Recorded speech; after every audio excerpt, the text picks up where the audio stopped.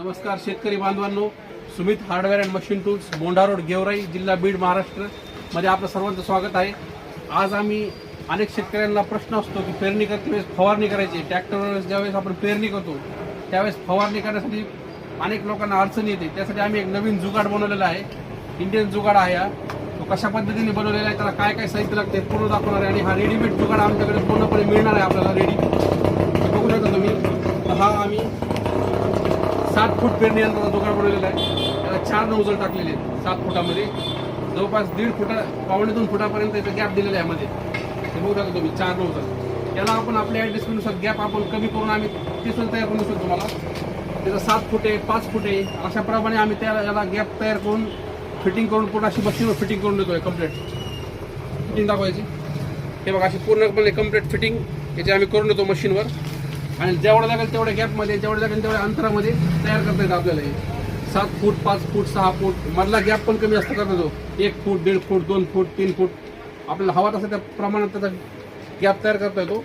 हे बघू शकता तुम्ही याला। आणि हे अशी नौजलची सिस्टम, याला अनेक प्रकारचे वेगवेगळ्या प्रकारचे नौजल सुद्धा बसू शकतात नंतर। ते बघायला थ्रेड असे आहेत मध्ये आणि पूर्ण पितळी मटेरियल असणार आहे, त्याच्यामुळे खराब होण्याची पण शक्यता खूप कमी आहे। मशीनवर प्रेस असल्यामुळे सटकण्याची शक्यता बिलकुल नाही आहे याच्यामध्ये काहीच। पूर्णपणे मशीनवर कम्प्लीट फिटिंग येण्याची।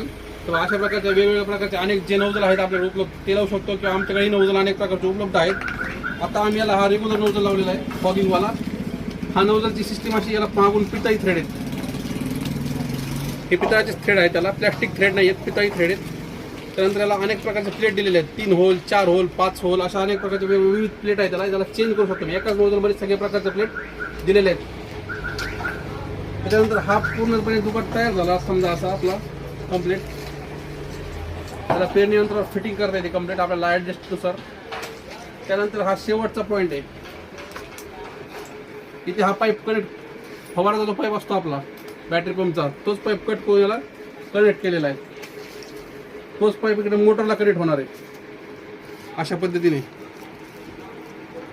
हे मोटरला कनेक्ट होणार आहे। हा आता आम्ही जुगाडसाठी मोठी मोटर पण आणली, याच्यावर 5 ते 10 नौजल आरामशीर चालू शकतात। 250 PSI ची मोटर आहे, त्यात साधी पण मोटर आहे फवारायची, त्याच्यावर पण चालतं, पण प्रेशर म्हणावा असा येत नाही। ही मोठी मोटर आणली आम्ही फिलिसन कंपनीची 250 PSI मध्ये, made in Japan. He Chinese motor नाही, जपानीज टेक्नॉलॉजी मोटर आहे। हे मोटर इथे कनेक्ट झाली, याला हे कनेक्शन दिलं आउटलेटला नलकडं। त्याच्यानंतर हे कनेक्शन देऊन कनेक्ट झालेली इथं, हे कनेक्शन इकडे नोझलकडे जाणार आहे आपलं ट्रॅक्टरकडे पेरणी यंत्रावर। आता हे कनेक्शन आहे आपलं, त्याला आपण लागेल तेवढा पाईप आपल्या ॲडजस्टमेंटनुसार घेऊ शकतो। तर पाईप आम्ही 15 फूट कनेक्ट केला आहे आपण।